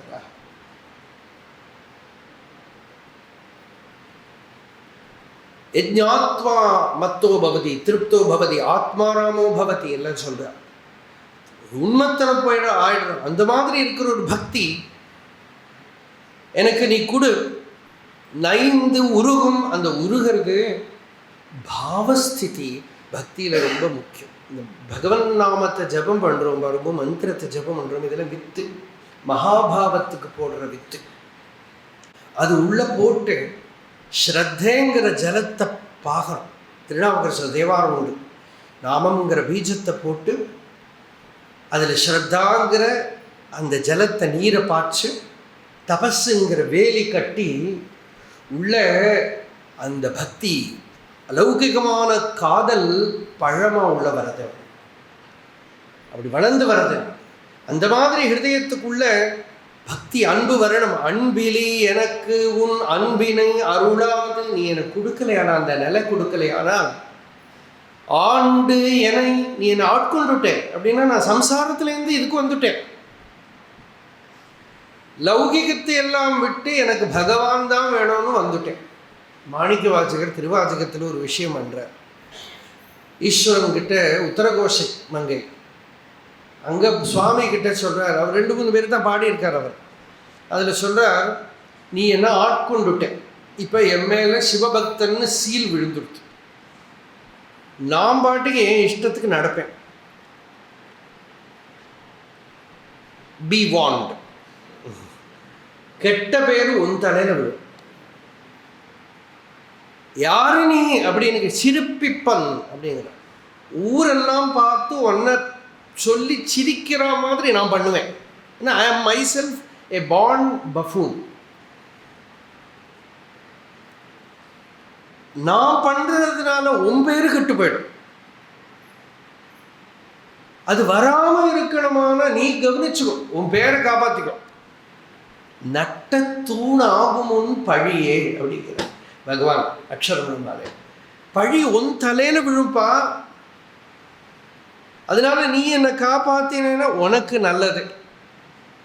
அன்பிலி எனக்கு உன் அன்பினை அருளாது. அன்புனா இங்கே அந்த ஸ்பிரிச்சுவல் எக்ஸ்பீரியன்ஸ், பகவத் அனுபவம். அந்த அனுபவத்தை எனக்கு கொடுத்து நீ என்னை நிறைக்கலையானால் அழித்திடல். அழிக்கிறது என்ன? சம்சாரத்தில் நான் திருப்பி விழுந்துட்டேனானால், விஷயங்களில் விழுந்துட்டேனானால், மனசு விக்ஷிப்தமாயிடுத்தானால், இது அழகா இருக்காப்பா. ஆண்டனை அழித்திடல் அழகோ அன்பினில் விளையும் இன்பமே.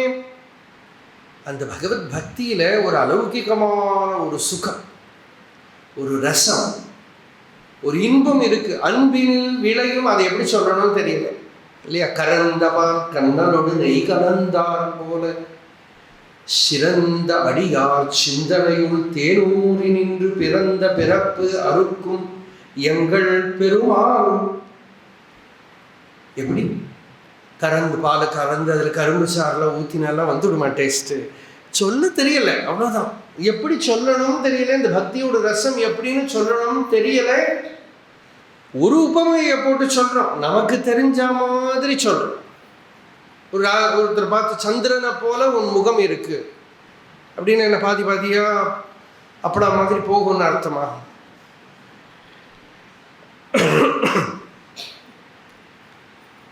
சொல்ல தெரியல, அந்த ஆஸ்வாதனத்தை அப்படி சொல்ல.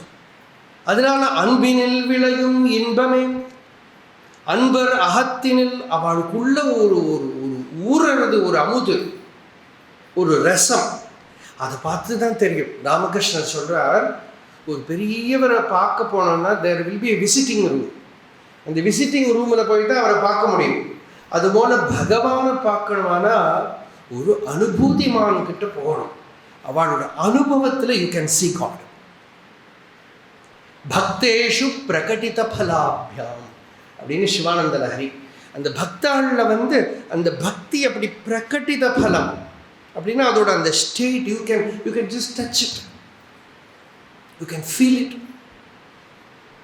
பகவானோட சந்நிதியில் அந்த மௌனத்தை பற்றி சொன்ன, the silence was so profound, so dense, it was like as if something you can cut it with a knife.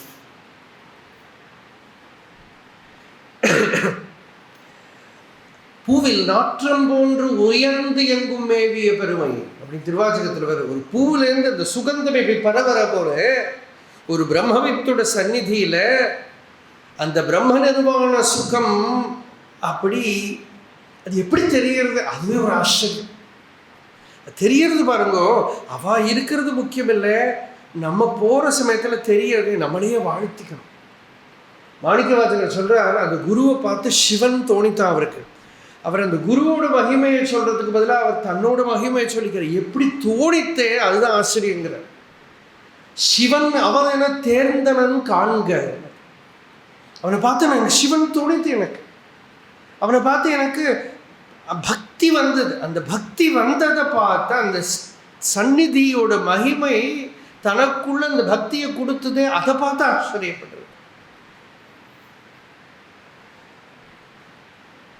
அவளோட ஹிருதயம் அது இல்லாமல் சாஸ்திரங்கள்லாம் இருக்குது, எல்லாம் இருக்குது. ஆனால் அந்த நிலை என்னங்கிறது இல்லாட்டா நமக்கு இப்போ நெட்டில் படித்தா போதுமே இல்லையா? நிறைய பேர் எங்கிட்டே சொல்கிறா, நீங்கள் நிறைய முன்னாலெல்லாம், இப்போ அவ்வளோவெல்லாம் சொல்கிறது இல்லை நான் அந்த விஷயம். முன்னாலெல்லாம் சொல்லுவேன், இந்த ரெக்கார்டில் கேட்டால் போகாது, நேரடியாக சிரவணம் பண்ணணும்னு சொல்லுவேன். அப்புறம் இந்த கோவிட் வந்ததுக்கப்புறம் சொல்கிறது வேறு வழி கிடையாது சொல்கிறேன்.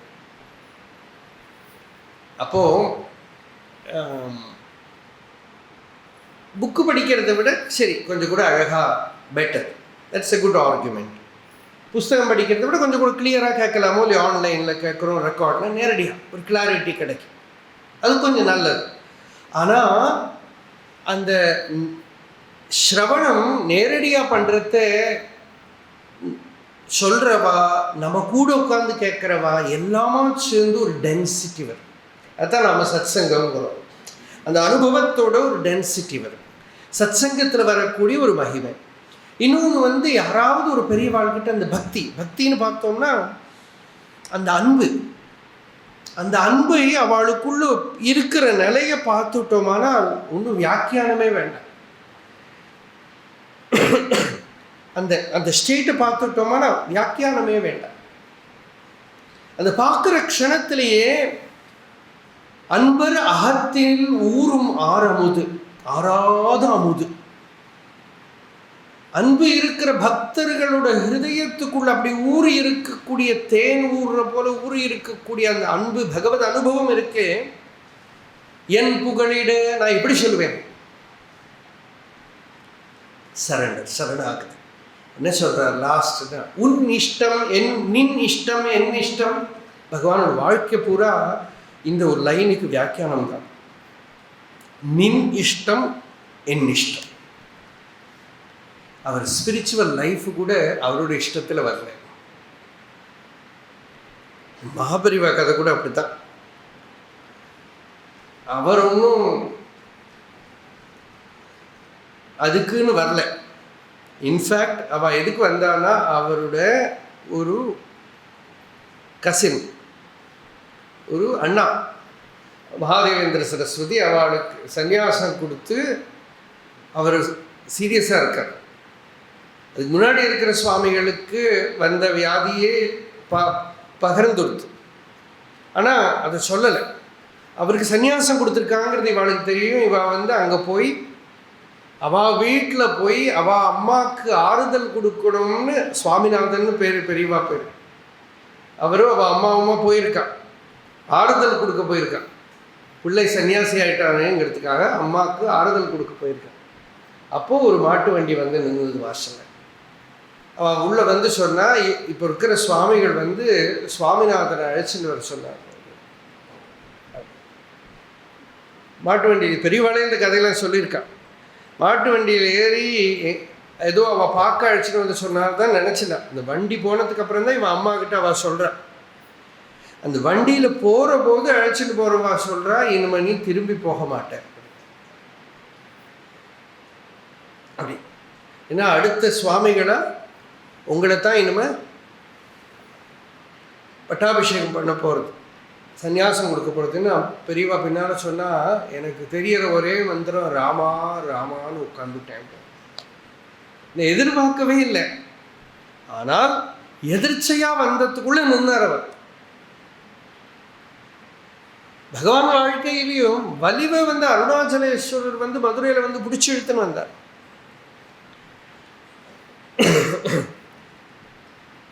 அப்போலேருந்து உன்னோட இஷ்டம் தான், நீ எங்கே வைக்கிறியோ அங்கே தான், நீ எப்படி வைக்கிறியோ அப்படி தான், உன் இஷ்டம் என் இஷ்டம்.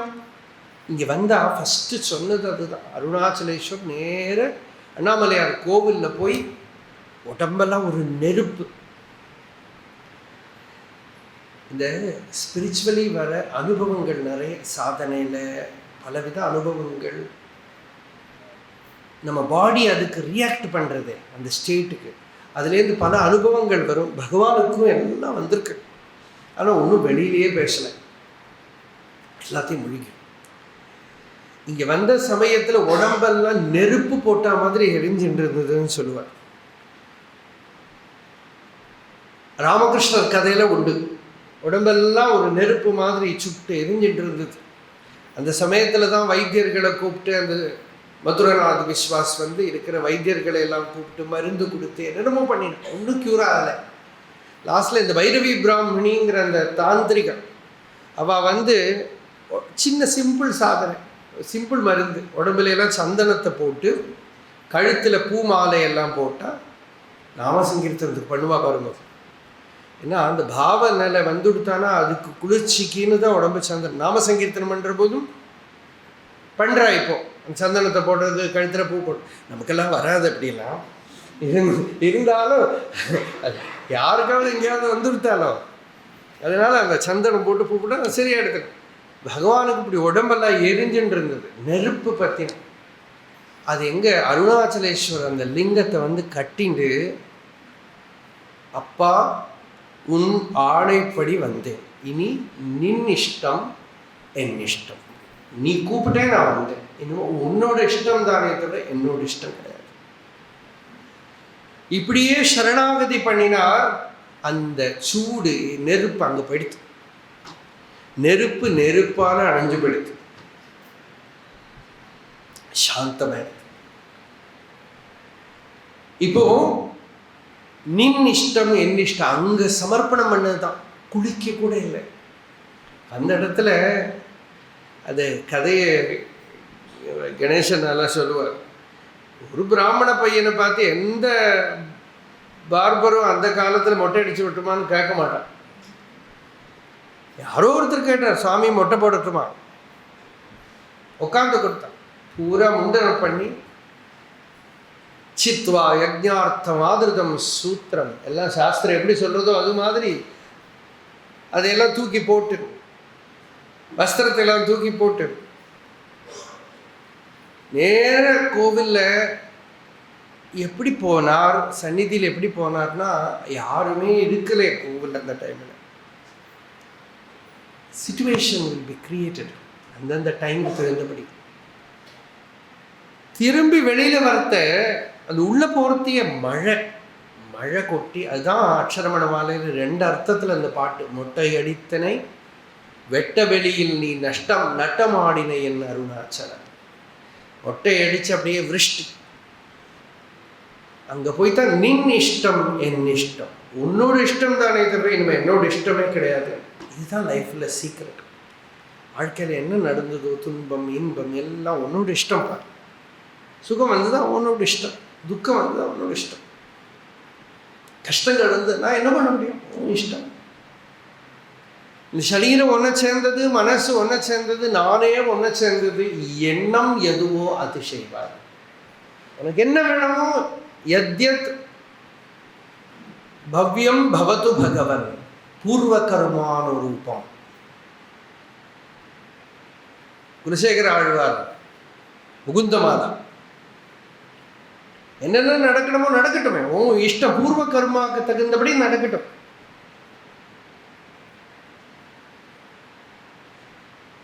என்ன வேணா நடக்கட்டும், நீ என்ன வேணா பண்ணு. அப்படி என் புகழிட நின் இஷ்டம் என் இஷ்டம், இன்பு அதற்கு என் உயிர் இறையே. ஈஸ்வரா, எனக்கு அது நீ என்ன பண்ணினாலும் சரி, நான் ஒத்துக்கிறேன். நீ என்ன கொடுத்தாலும் நான் வாங்கிக்கிறேன், நான் ஏற்றுக்கிறேன். எனக்கு ஒன்றும் கம்ப்ளைண்ட் சொல்கிறதுக்கே இல்லை.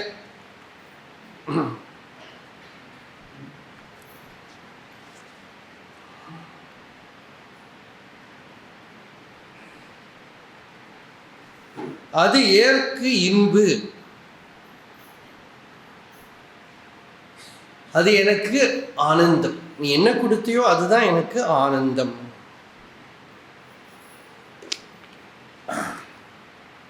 இந்த சரணாகதி பாவம், சரணாகதிங்கிறது யோகத்தோடெல்லாம் பூர்த்தி, எல்லாம் முடிஞ்சு பகவானுக்கு பரிபூர்ண சர்வசமர்ப்பணம் பண்ணுறோம். அந்த சர்வசமர்ப்பணம் தான் சரணாகதி. அந்த சர்வசமர்ப்பணத்தை பண்ணினத்தோட ஒரு நிதர்சனம் தான் பகவானோட வாழ்க்கை. எதுக்குமே கம்ப்ளைண்ட் இல்லை, ஒன்றும் இல்லை.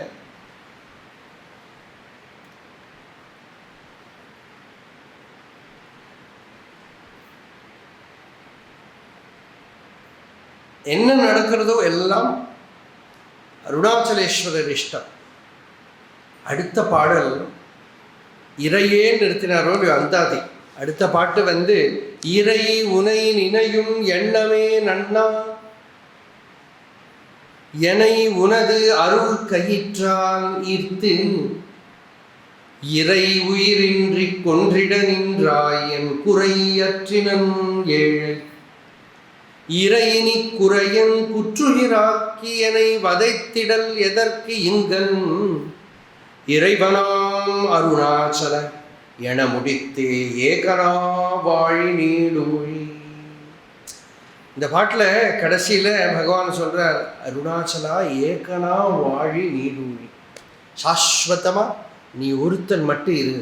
அப்படின்னு என்ன அர்த்தம்? நான் இருக்கப்படாது, பிரபஞ்சம் இருக்கப்படாது, எந்த வஸ்துக்களும் இருக்கப்படாது. ஏகனா வாழி நீடூழி, ஃபினிஷ் மீ ஆஃப். நீ ஒருத்தன் தான் இருக்கணும்.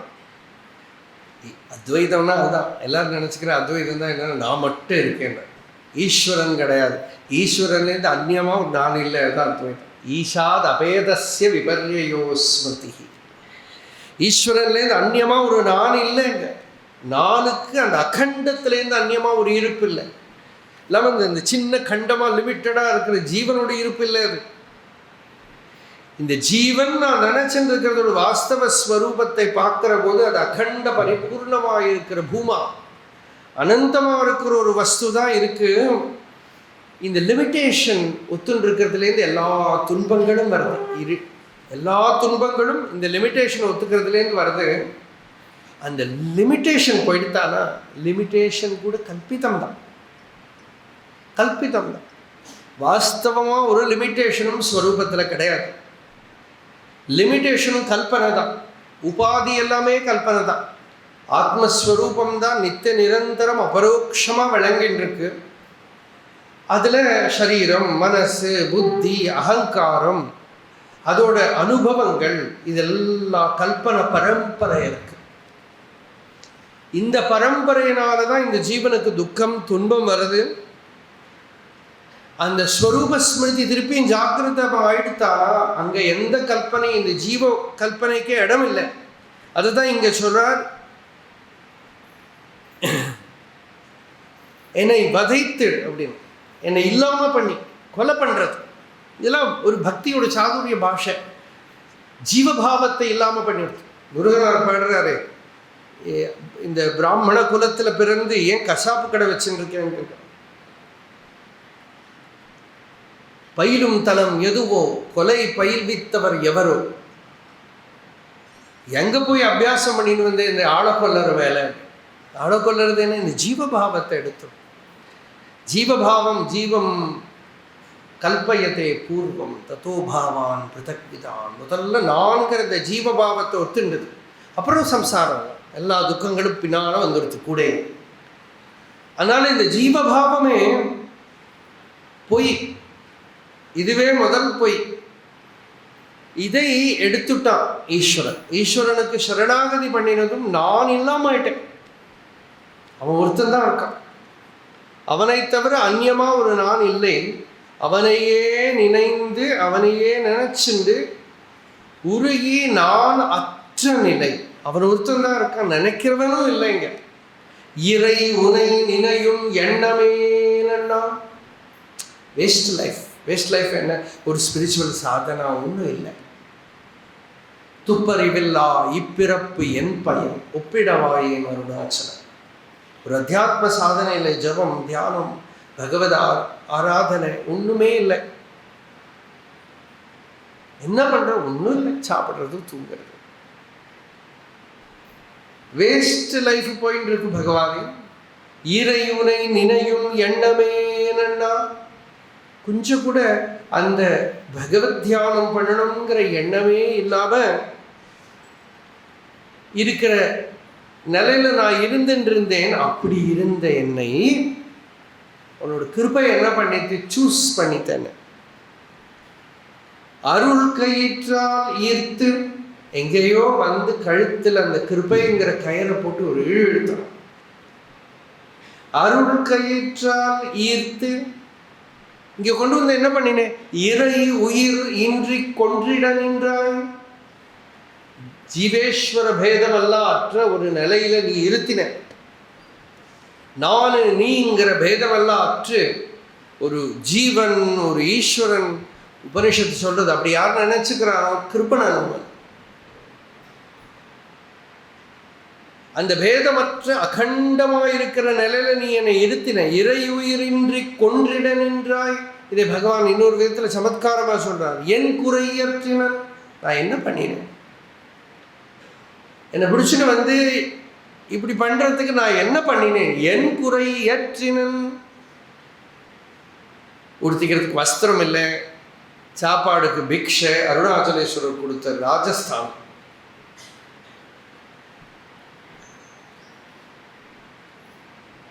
கையில் போய் பிக்ஷை தெருவில், கரதல பிக்ஷா, கையில் அப்படி தெரு பிக்ஷை வாங்கி சாப்பிட்டுட்டு தலையில் தொடச்சிடும்.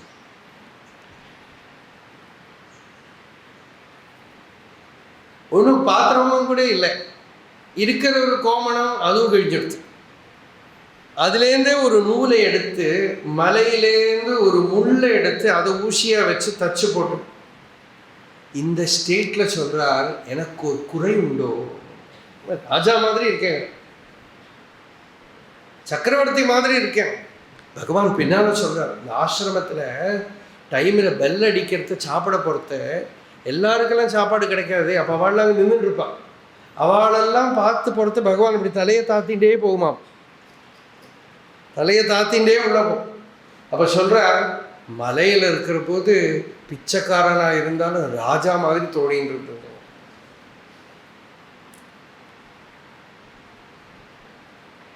போய் பிக்ஷை எடுக்கிறதுல ஒரு சுகம் இருக்கு பாருங்க. அது இன்னும் மண்ணாள பெற்றிடினும் வேண்டேன், இது ராஜாவா ஒன்றும் வேண்டாம், வானவரெல்லாம் பணிய விண்ணாள பெற்றிடினும் வேண்டேன், சொர்க்க இந்திரனும் இருக்க வேண்டாம், பிச்சை உண்டு வாழப்பெறின் சோழகிரி பித்தனான சன்னதிக்கே பிச்சை உண்டு வாழப்பெண். அருணாச்சலேஸ்வர சந்நிதியில நான் பிச்சை எடுத்து இருந்துக்கிறேன், பிக்ஷை எடுத்து இருந்துக்கிறேன். அது சக்கரவர்த்தி மாதிரி இருந்ததுங்கிறார் பகவான். அந்த ஜீவேஷ பேதமற்ற நிலை, அதை நீ கொடுத்தியே எனக்கு. என் குறை ஏற்றினன் ஏழை இறை நீ குறையன் குற்றுயிராக்கி கொல்லாம கொல்லறது. பாதியில் விட்டுட்டு போனார். திருப்பதி அம்பட்டம் மாதிரி பழைய காலத்தில் பாதியாக வெட்டி வச்சுட்டு போவா, தலைப்பு போகாமல் இருக்கிறது. பாதியாக மொட்டையில் எழுந்துன்னு போக முடியாது. ஒரு 10 பேரை உட்கார வச்சு மொட்டை அடிக்கிறதுக்கு இவனுக்கு பாதி பண்ணி வச்சோன்னாக்கா இங்கேருந்து எப்படி எழுந்து போகிறது? அதனால் அவன் திரும்பி வர அங்கே உட்காந்துன்னு தான் இருக்கணும். அது மாதிரி குற்றுயிராக்கி என்னை இல்லையா, நமக்கு எவ்வளோ அழகாக ஐடென்டிஃபை பண்ணிக்க முடியும் பாருங்க. என்னென்னமோ எங்கேயோ ஒரு புஸ்தகம் படித்து மெடிடேஷன், அல்டா டாக்ஸ் வித் ரமண மகர்ஷி, இல்லை ஏதோ ஒரு சத் சங்கத்தை கேட்டுவிட்டு இதோ அடைஞ்சுட்டோம்னு வந்துட்டோம். திருவண்ணாமலையில் பகவான் சந்நிதியில் உட்காந்தா நிறைய வாட்டி சொல்லியிருக்கேன். சில பேர்லாம் என்கிட்ட சொல்லியிருக்கேன், ஒன்றும் வேண்டாம் எனக்கு, ஜபம் வேண்டாம், தியானம் வேண்டாம், ஒன்றும் வேண்டாம், ஆச்சு. அப்படியே திரும்பி போகிறது சுகாசாரியெல்லாம் போகிற மாதிரி, அப்படியே ஒரு கிடைச்சா மாதிரி. இங்கேருந்து பஸ் ஏறி சங்கம் தாண்டறதுக்குள்ள பழைய ஆசாமிகள்லாம் பக்கத்து சீட்டில் உட்காந்துருக்காங்க. எல்லா ப்ராப்ளமும் வந்துடுது. அதனால் என்ன பண்ணுறது தெரியல. போவா, அப்புறம் அடுத்த வாரம் திரும்பி வருவோம்.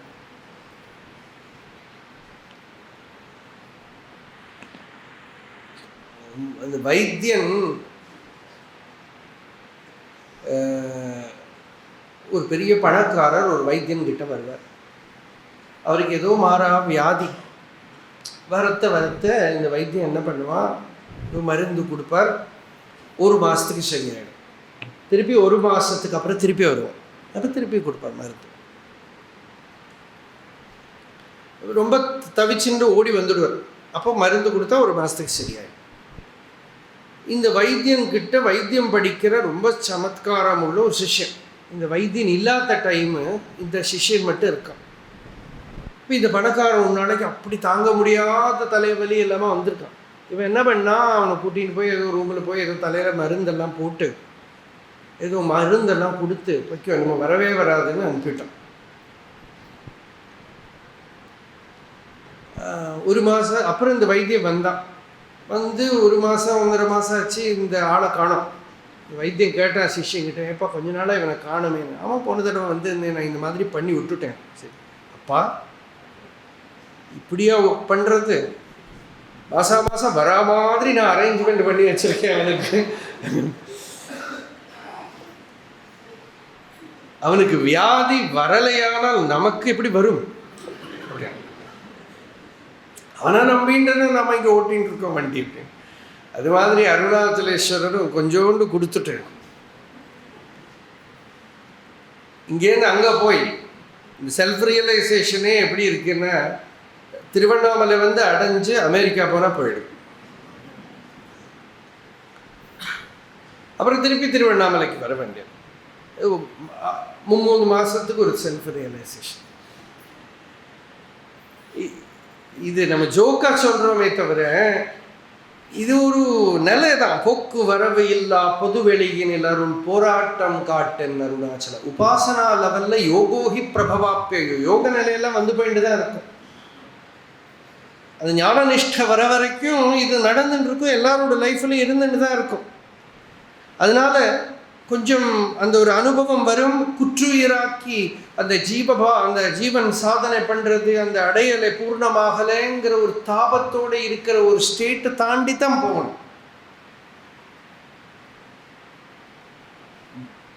Dark night of the soul அப்படின்னு ஒரு மிஸ்டிக்கல் லாங்குவேஜ் சில தவிக்கும் ஒரு நிலையில் அந்த பூர்ணமாகாத ஒரு தாபம். அது எல்லாரும் they have undergone that state. அதனால் என்னை வதைத்திடல் எதற்கு எண்ணம் முடித்தே நீடூழியே கனாவாழி. என்னை இப்படி கொல்லாம கொண்டு விடாம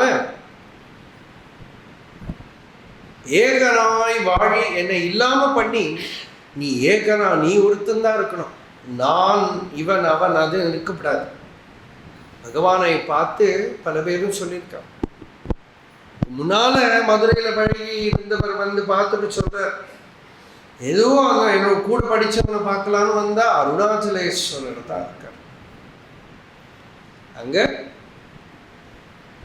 ஈஸ்வரஸ்வரூபம் தான் தெரியல. ஒரு ஜீவன் முக்தர்கிட்ட வேற என்ன தெரியும்? அந்த ஜீவபாவத்தை தெரியல. இதுதான் நீடூழி ஏகனா வாழி.